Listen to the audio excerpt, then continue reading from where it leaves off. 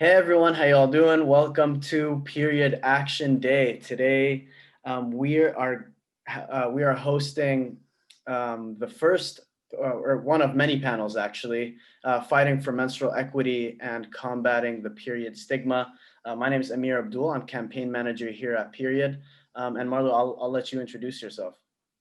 Thank you. Yeah, well, thank you so much, first of all, for having me today. My name is Marlou. I'm the CEO of an international charity called World Merit.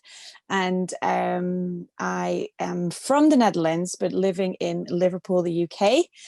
Amir and I crossed paths a couple of months ago, I guess, by now. And, we've had very engaging and interesting conversations since. And I'm super excited to be here today to continue that conversation, but actually have you watching in and listening. So hopefully there'll be some great takeaways. Yeah, thank you so much. So, if we could just, jump right into it and kind of, I really want to hear from you on, what really inspired you to kind of get into the menstrual equity space and kind of start thinking about, period poverty and menstrual equity. Um, what was it that kind of sparked that for you and made you feel like this is something you want to kind of get into? Um, it's always that's such a difficult question because it's always so many things that kind of lead to that moment. I think with my background, so I've been building World Merit since its very beginning, 2013. And what we do with World Merit is we work with young people from every country in the world, and we reward opportunities based on merit. So it's kind of in the name, but we encourage young global citizens and young people to take action in their communities, and that is rewarded with points, and these points make you eligible for opportunities. And that's something that I've always really believed in, because the bigger vision of all that is to create a more equal world where opportunities go to those who deserve it, rather than just where you happen to be born or what color passport you have, how much money you might have on your bank account or your parents. So it's really about, up to the individual, and like what changes can you make to your daily habits, to your life, in your community, just by rolling up your sleeves and get to work. And that's something that I really truly believe in. And throughout the years I've been fortunate enough to work with incredible people who worked on very different types of projects. Our community is radically inclusive, so we welcome everyone with good intent. And since 2015, obviously, when the United Nations adopted the Sustainable Development Goals, that became the core of how we framed our work as well.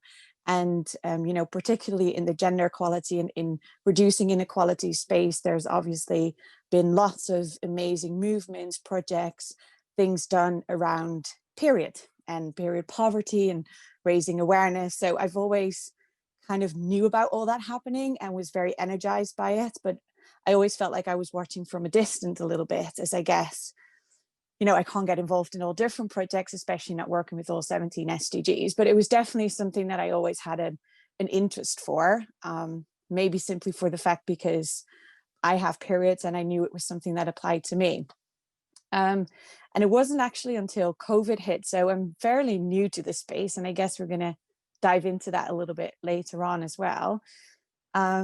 That when work slowed down a little bit, not necessarily for the right reasons, but that I feel like I had a little bit of headspace to follow or pursue some passion projects, I guess, things that didn't necessarily have to do with running the charity and your full-time job and things like that, but just what's the thing that sparks my interest and that I want to know and learn more about.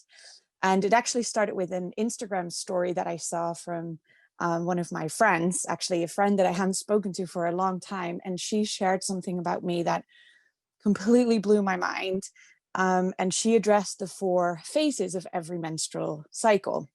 And she was referring to a couple of books and, just the knowledge and the theory that, we don't just go through a cycle having that monthly period, but actually there's 4 phases, and, each phase comes with its own strengths and weaknesses. And I don't know how much we can dive into that, but that was just something that, while I was, just watching her stories and then reading the articles and going online and finding several Instagram pages and ordering the books, I was just like, wow, all of this is happening in my body. And I don't even know about it. And I realized that that was really, something so exciting and at the same time mind-blowing to me that in this era where we have so much access to information, there's something so, what to me seemed so obvious, that, I didn't know about. And when I started talking to my friends, they didn't know about it. And the thing that my frustration then, and I think this is always where good ideas come from, is that you face a frustration or a problem and you're looking for a solution that might not be there, is that a lot of the stuff I was reading and the books that were written were very much aimed at the Western world, and with a very particular focus on how to apply all this knowledge so that you become more productive, effective at work. And it's like, surely that can't be right. Like, are we only teaching about our bodies and what's going on inside us so that we can be better at work? Like, I want to know all that stuff so that I can be a better parent, I can be a better individual, I can, just manage my life a little bit better. And the things I was reading as well, like, it was all so simple. It's, if we talk about the 4 phases, just a very, I think, obvious example is when you're on your period, the state of mind that you're in is very much, I think, the well-known, you want to retract from the world, snuggle up on the sofa with your blankets. But there's so much more that comes to that, that if you would apply that to your life, it's like, that's the time when you should be doing tasks that require reflection. Things need to slow down. You need to pause. Self-care is really important. Like, all that stuff that kind of relates with that phase are things that you can so easily apply in your life. But then when you force yourself to do things that are the opposite of that, it's just going to feel like an internal struggle. Whereas when you're ovulating, so, right, the other side of the cycle, biology has obviously made it so that you feel more confident and ready to go out and meet people. You're very much more externally faced. You like to hang out with your friends, you like to talk, you have a good hair day, like all that stuff. So I think what was fascinating to me is, the amount of times that I've been at a birthday party feeling very out of place, trying to make all these small talks, but, not really getting it off the ground. In a work setting where you go to this networking event, you're just like, this doesn't feel right. It's like, no, but you know what? You're trying to force yourself to do something that doesn't fit in this cycle.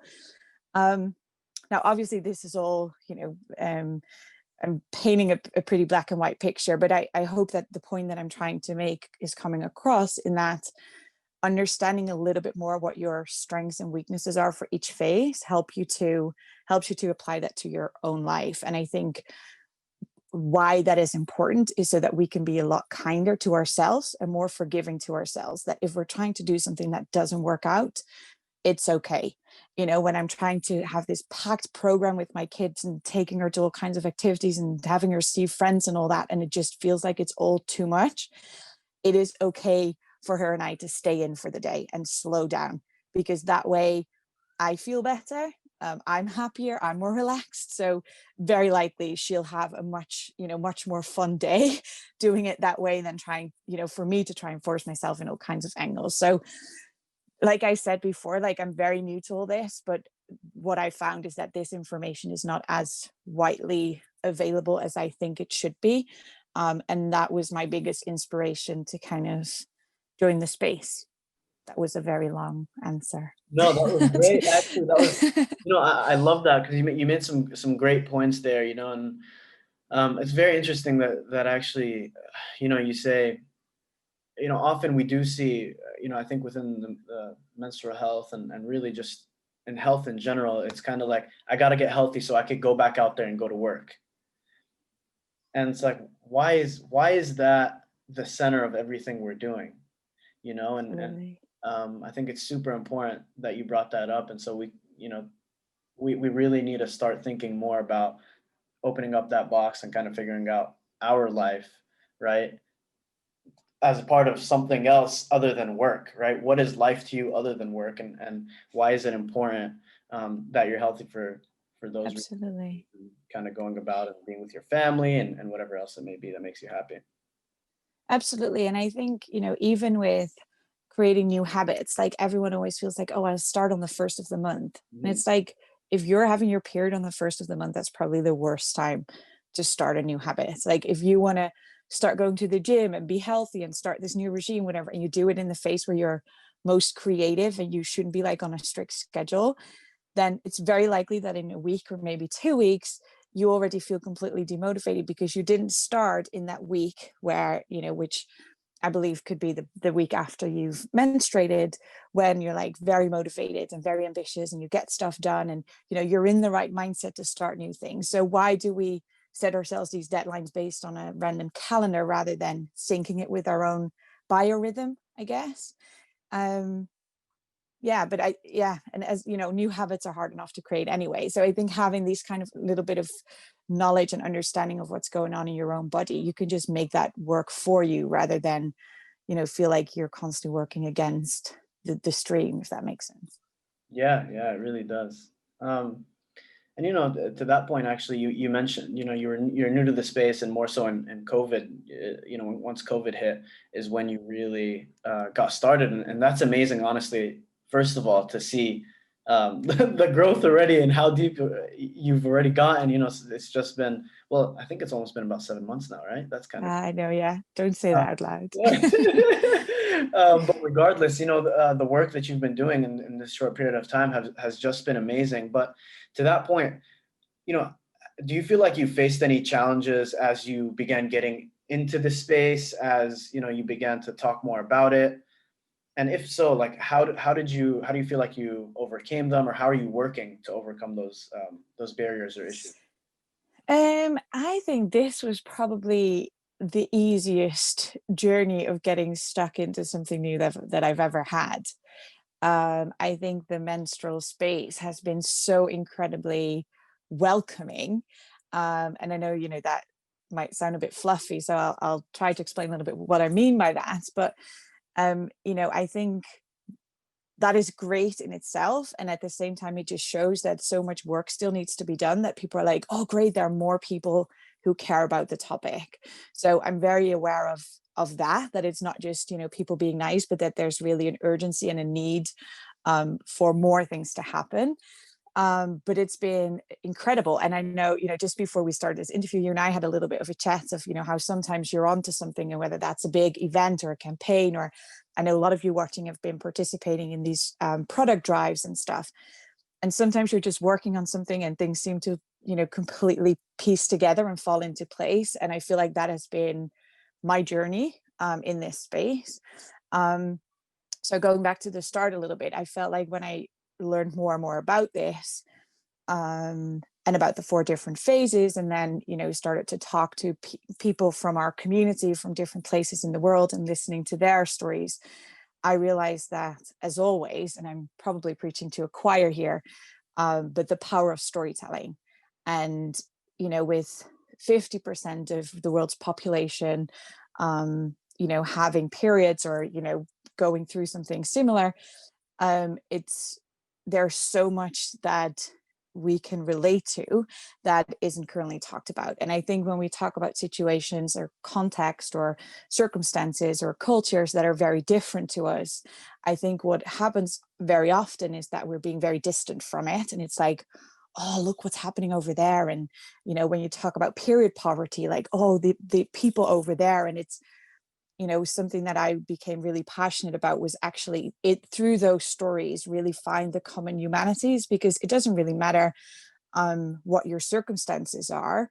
I think everyone who has a period experiences the same kind of feelings, of and being anxious for the first time, or worried when you find out about it, or having hopes and dreams or things that you want to attend while you're on your period, but you feel too bad, so you have to cancel. And so there's so much in all of these stories that we can relate to if we focus on that rather on all the differences. So I started a project called Period Reality, with an aim to really focus on storytelling, and allow for a platform for people to talk about their experiences, their periods. And again, like when I started to do some real research, the very obvious finding is that, it's not just people who are born as a woman who have a period. So, in order for us to paint a diverse and inclusive picture, and to share stories representing everyone on this planet, I think it's important that we are as inclusive as possible and offer that platform for anyone, to join the conversation. And there's some incredible stories that have already come to us of like, there's this is a horrible story, but one that really touched my heart and I just can't seem to get out of my head. But from a girl in Nepal who every month when she's on her period, she's being locked away in a shed in like the backyard, and she's not allowed to attend school. She's completely isolated from the world. I can only imagine the amount of questions and thoughts and fears and worries that are going through her mind. But that's something that we rarely talk about, or in a way that, that, oh, imagine that would be so sad. But it's like, when you think about her thoughts and her not being able to, to miss out on school or having those cramps, or, she might want to become a doctor, and I might want to become a doctor. So actually in that, there's a lot of commonality. And then at the same time, there was this story about a girl who grew up in California as a Native American, and she was actually not allowed to go to school for the week that she was on her period, for completely the opposite reason. Because during that week, everything was about her, and she was celebrated as a woman. She was, there was a lot of time to reflect and do all the things that they felt was very much why nature has orchestrated itself in that way. So if you would just look at the the practical or the theoretical outcomes, it's like both girls are not allowed to go to school. But when you really dive in to the stories behind them, you realize that there's very different motivations and perceptions and intent and behind that. So that's just something that really has what I think became my passion project of becoming a platform to allow all kinds of stories to be shared. And that it becomes educational, just because we learn about other people's stories rather than just reading a very heavily academic book with all these stats and figures and stuff that let's be fair, no one really enjoys reading them on a Saturday afternoon when we're all so busy being activists. So we want to find a way to bring those stories to the people and hopefully educate them on all these different elements that involve having a period. So having said that, one of the things that that I'm most excited about this week, this is why I'm also so excited that we're talking this week's talking about things aligning and falling into place, is that we've worked really hard on creating a very inclusive survey that we want to share with the world, and we would like to invite everyone to take part in it. It's young girls, older women, it's boys and men. It's if you're non-binary, it's if you're a transgender female or a transgender male, it's literally for everyone. We would love to know what you know, how you've learned it, whether there would be different ways that you would have liked to learn about this topic. Your thoughts, your experiences, I believe that we designed it in a way there's really room for whatever you would like to share. And it's actually that survey that I would like to determine the direction that period reality is going to. I don't have a set strategy of this is what I want to produce, because from the get-go, I realized that I would like it to fill a gap and respond to a need. And this survey is really meant to identify that gap and identify that need. So in order to do that, we obviously need lots of responses to make sure that it's that it's really something that we can build our foundation on. So hopefully there's a way to share the link with this video, and I'd be really, really grateful if as many of you as possible can click on that link and share your story. Yeah. So for whoever's watching this, the link will be in the description for this video right below it, so you guys can check that out real easy.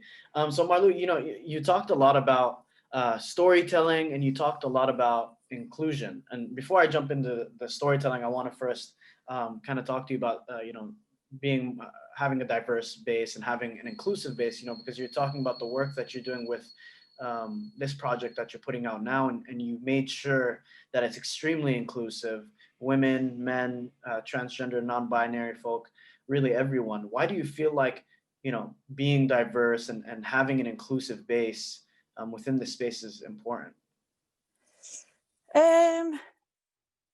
Inclusivity is probably one of the things that I always try to put right front and center, because I don't think, I'm very much aware that I come from a very privileged position, that there's a lot of things that I knew that I had to know, and that I didn't know that I feel like I should have known.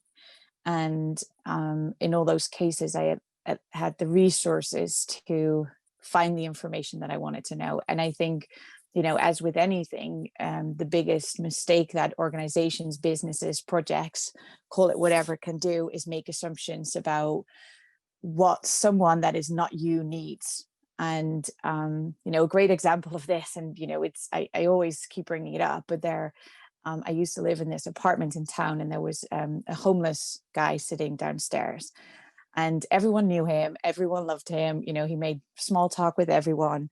Every now and then, if you'd ask him, if you could bring in something from the supermarket, he would maybe say yes, but more often than not, he didn't even need anything. He was just there.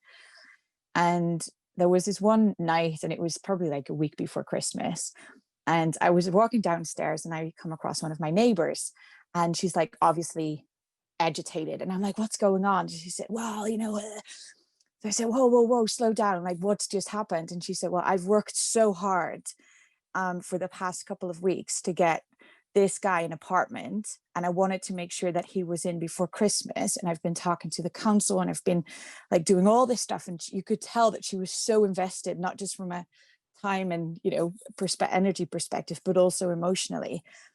And she said, I just walked up to him, and I was like, we've sorted it all out, and we're going to make it happen. You're going to be in an apartment by Christmas. And the guy just said, I don't want it. And I thought that was so fascinating, because she hadn't checked with him whether he wanted to live in an apartment. That's a massive assumption that, I don't blame her, because I can see where she was coming from, and she was very obviously trying to do the right thing. But that, to me, is such a perfect example of how, you can create solutions for problems that are not your problems. So you don't know, a lot about it. So I think the most important thing for me around inclusivity is making sure that all voices are heard, and that we paint a picture and a story that actually reflects all these different angles and perspectives. And what follows then, I think, and this is the exciting part, and this is what I'm hoping to create with the survey, and has already been so exciting for me in this journey, is that you educate through these stories. And, I'm not going to lie and say that all the stories and things, and even putting the survey together, like I'm still working with an incredible team, all volunteers who are helping me, and, with their research background and all the stuff they add to the survey, there's definitely been things that came up that I was like, wow, I wouldn't have never even thought about that. I've read articles, stories, posts on Instagrams from people going through things that, imagine being born as a female, but being a male, and having to be confronted with that every month for the rest of your life. Like that is horrible. And knowing about that is one thing, but hearing those stories and having people put that in their own words, and that has really touched me. And I think that has been from a personal, like selfish perspective, for me being on this journey, I think has been the most rewarding thing. And I've seen that with all of us in the team. Like every day is a learning, and we learn through this process. And I'm just super excited to go live with this project, so that people can follow us on that journey, and that we can tell them it's okay that you don't know certain things, but it's important that you do know them. So take that as a starting point, and don't take it as any kind of judgment, because we're on this together. But it's about time that we think about these things, and language is important, and the way we phrase things is important. And so that's something I'm just incredibly passionate about. Yeah, no, and that, that's so great to hear you, talk about that. And something I realized as you kind of go through each of these questions, you always mention, you always give an example of a story, and you kind of talk about perspective and different perspectives. And I think that really dives into the importance of storytelling, and you've mentioned that here and there throughout this discussion. And so, just to really get more deep, a little deeper into that, why do you feel like storytelling is important? What impact do you think, storytelling can have on combating an issue like period poverty, or the stigma surrounding menstruation and periods? Um, this is just the way I process information, but I would, I know that it happens to scale. But if I look at my own, how I digest information, and when I read an article, and it's very factual and it has all these stats and numbers in it, the stats can really impress you, but it's also very easy to then, you might tell the person sitting next to you about, oh, did you know that, whatever. But I feel like then it's very easy to set aside. And I realized that people who tell me stories, and whether that's through, reading it online, seeing someone's vlog, whatever, when people use their own words, you emotions get involved, and that's when you get, touched, I think is a good way to describe it, but also that's when you get emotionally invested. And I think with a lot of the topics, and again, like I'm speaking from my background, which is very heavily focused on activism and global citizenship, and all my work is around mobilizing people and communities to do things. So for me, storytelling, in order to get people from that place of knowing about something and getting them to do something, you need to tap into that inner fire of like, how is this going to emotionally trigger you to care about this enough so that you can start doing something. And I feel like that really is the power of storytelling. And again, like I realize that people digest information in different ways. And that's also part of this survey. Like, if we start collecting these stories, would you like us to publish a book about it? Would you like us to do vlogs on YouTube? How would you like to digest that information? Maybe it's all of that. Maybe it's different outputs for different parts of the world. Maybe it's different outputs for different genders. I mean, I don't know, but I also don't want to make any assumptions. But one thing I do know is that to create that level of empathy, and recognition, or and going back to my earlier point, for me actually it's all about that, making it relatable as well. And you can be that girl in the UK, with the same dream to wanting to become a teacher as the girl in Nepal, and you might both be worrying about your niece's birthday party that you cannot go to because you're in bed with cramps. And the first time you had your period, you might still be very worried about what's going on in your body. And so I feel like there's so much there in that, in being able to relate to people and learning about the world and what's going on in the world through these stories, um, rather than just having a piece of information. Or what the media does is kind of blow it up completely, and then I feel like that just creates distance.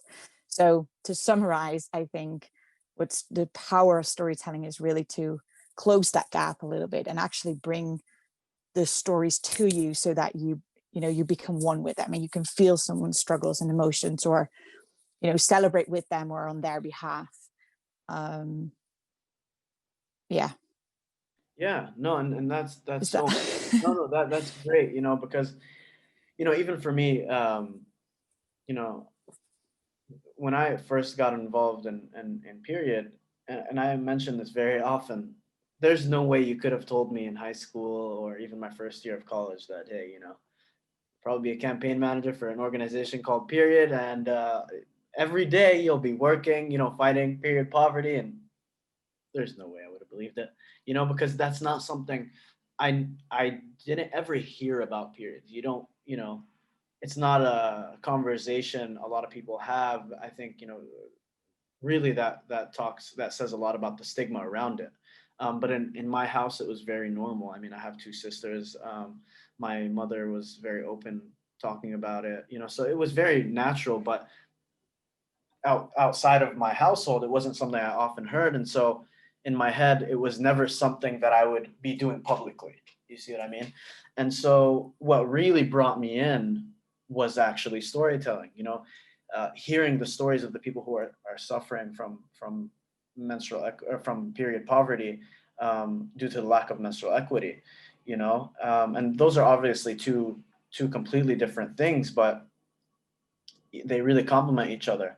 And so, I worked on a number of I volunteered on a number of political campaigns, and something I actually saw is when we went door to door and talked to people, a number of times I would speak to different mothers who would tell me, I have 4 kids, and at the end of the month, I have to think, well, am I buying them, some food, or am I buying a box of tampons?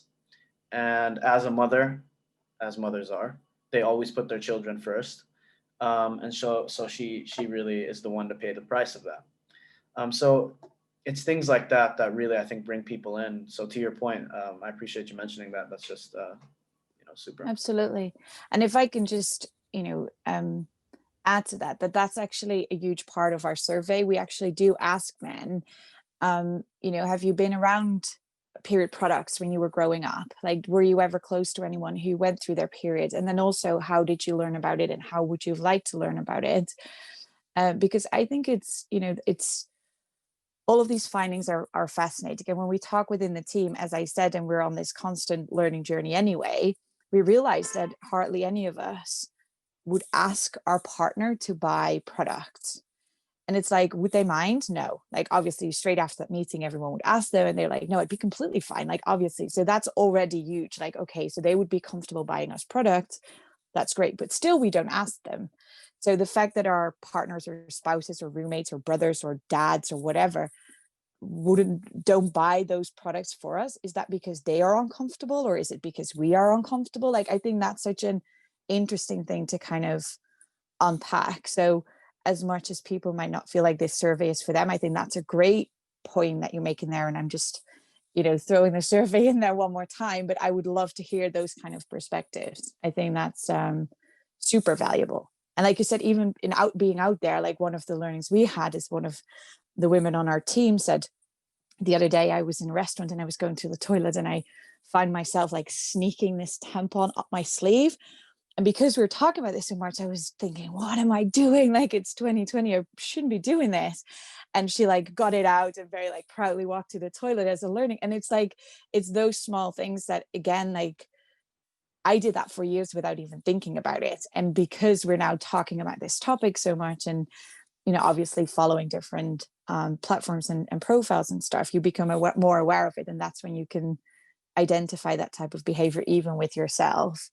So yeah, I'm super glad that you came across this topic, because I think you're a real asset to the space. And I'm just so glad that, to see people who might not experience a period themselves are actually advocating and are these great ambassadors for the cause. So well done on taking that step. No, I appreciate it. You know, it's really it all goes to show the work that a lot of people are doing and putting in. The different organizations have just done a phenomenal job in doing this work and bringing more people in. So Yeah. that's really great. And so your organization, your group at World Merit, you guys have thousands and thousands of volunteers across the world. You guys work very closely with the United Nations on a lot of things. And so when you think about a topic like period poverty, having so much experience, in working and I guess with people from across the world and talking about this issue now more recently, what do you feel like may be the biggest factor leading to period poverty? Do you think it's something maybe in policy? Is it the stigma, the fact that we're not able to even talk about it sometimes? What do you feel like may have been? Well, I think I need a couple more months, if not years, to to learn more about the topic, to make a really good, at least to feel confident enough that I can speak from experience. I think at this point, I can mostly speak through the stories that I've heard and the people I've spoken to. So I'm in no way an expert on that. But I think the element of what you've just described that I know most about is obviously creating that level of awareness.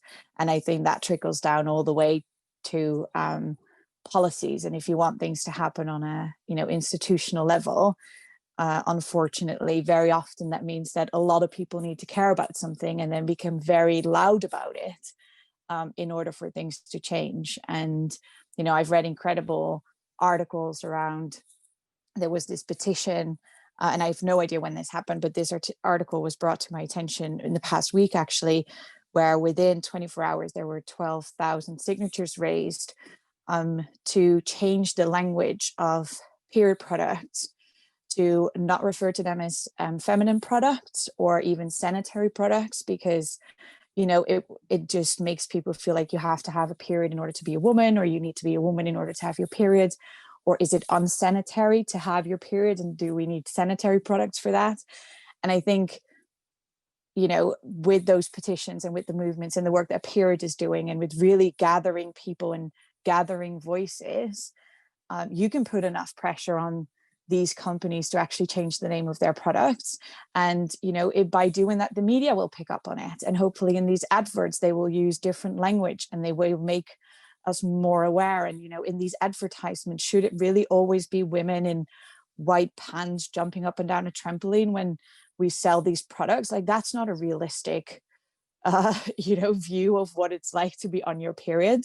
So if then the media picks up, and I guess it's all about building that really building that momentum so that things do really change. And I 100% believe that it takes people, pioneers, and people like most people watching today, like the change agents, people who go out, take risks, pioneer, clear the way for everyone else. Like, if you believe that there should be a tampon or a product machine in your men's toilet in your restaurant, and you're a restaurant owner, just put it there. Like, don't wait for the government or the state or whoever is in charge of making those decisions to make it mandatory.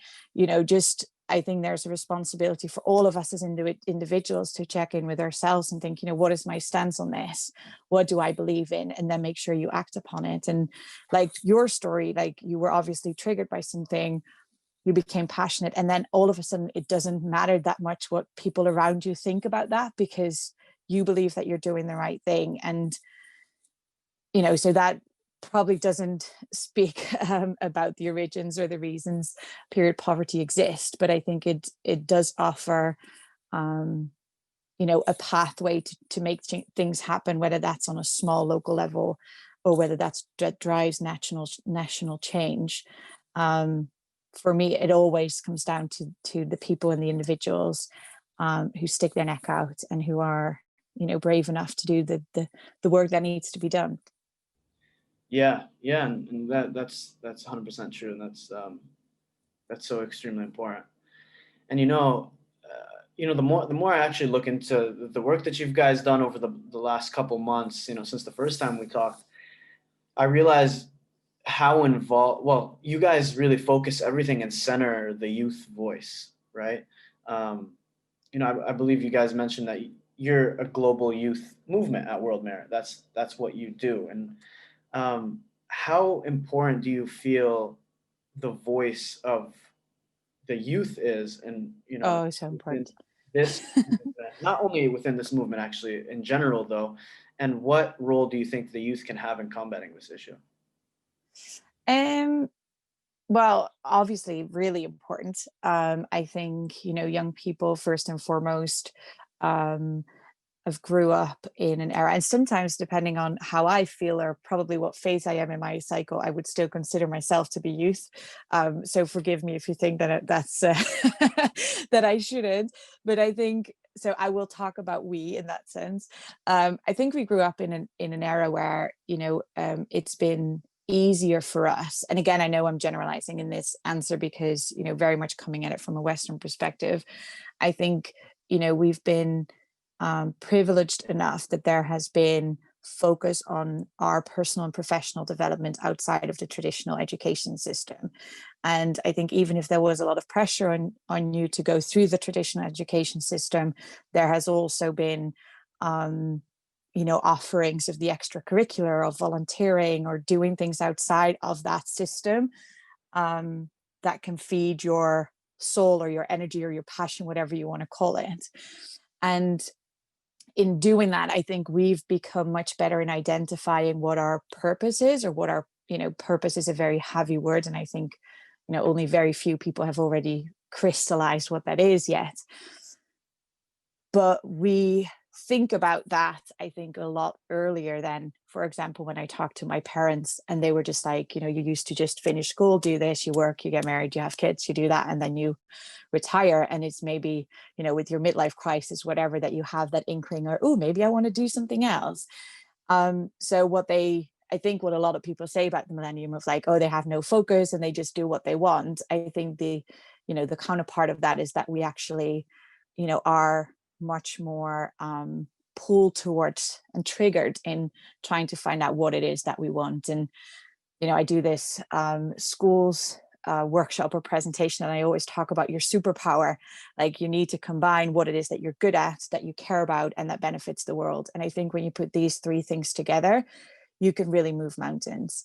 And building that confidence in young people, I think, really sets them up for incredible careers. And they, the youth that we're working with now are the leaders of tomorrow. And I know that sounds super cheesy, but they will end up in such a diverse range of professions, that whether you become a farmer, like, there's so much you can do with the way we produce our foods and the way we look after nature, in doing so, that, if you are a farmer but you really care about the planet and the planet in 30 years, you're going to make different decisions throughout your career.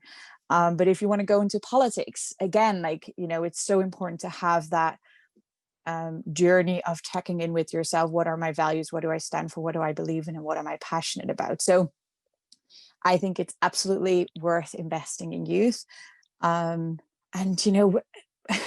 this has been this is obviously through my work with World Merit, but I've always jokingly said it's really hard to have a bad day in the office, even with what's going on in the world, because you open your laptop and you see all these incredible things that young people have done, and their energy and creativity, and how open-minded, and I know all of you who will be looking will probably fall in that category, like, your passion and your resilience and your energy, creativity, all of that is, it's really hard to match that, I think. And that's a generation that, you're the ones who are going to solve the problems that the world is facing. And yeah, again, I feel like it's probably the most exciting demographic to be working with.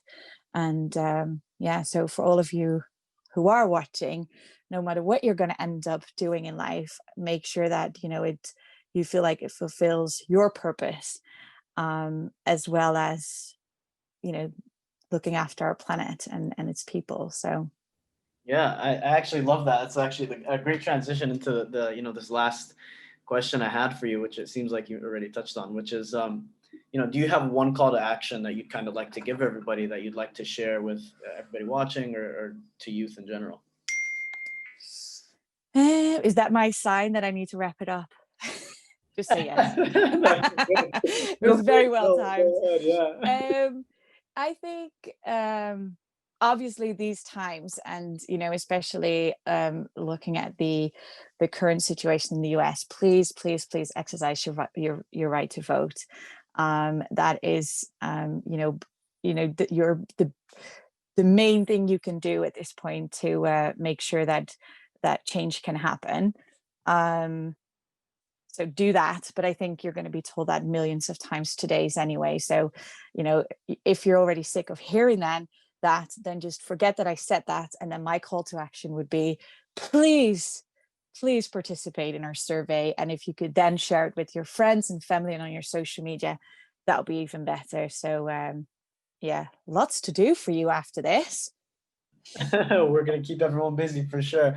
Marlo, thank you so much for your time. It really, is an honor just having you on here, Very welcome. having this discussion with you. So we really appreciate your time, and it's just so great having you be a part of Period Action Day. And we'll for sure make sure that everyone gets out and takes the survey. It's extremely important, and the work you're doing is just it really is phenomenal.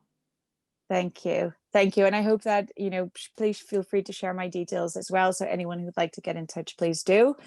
And thank you so much for having me. And to all of you watching, thank you so much for what you're doing. And, we're in this together. So, keep rocking. And thank you for having me, Amir.